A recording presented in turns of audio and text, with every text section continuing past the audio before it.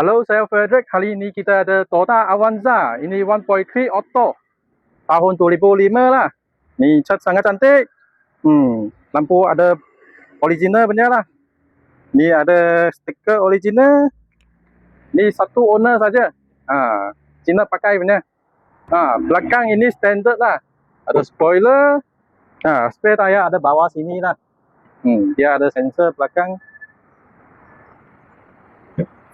Belakang dia sangat besar lah. Boleh taruh banyak palang. Boleh tutup 7 orang juga. Boleh tengok. Taruh palang pun boleh. Tutup orang pun boleh. Ni macam ni, boleh lipat macam ni lah. Kita tengok dalam.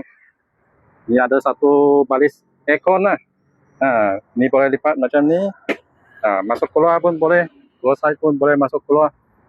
Ini boleh lipat macam ni. Tutup palang lah. Mau bawa palang pun boleh. Sangat besar. Ini skru ada. Boleh buka. 2 skru sajalah. Ini depan punya pun 2 skru saja. Kalau taruh palang, buka itu skru sajalah. Dia ada box sport rim lah. Original 14 inci punya. Tayar punya bunga ada banyak lagi lah. Dalam sangat cantik. Ada leather seat lah. Leather seat, ada steering cover. Original radio.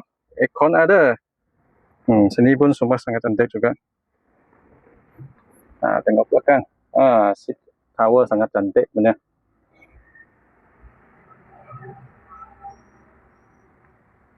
Ini punya kereta harga 10.800. Body sajalah.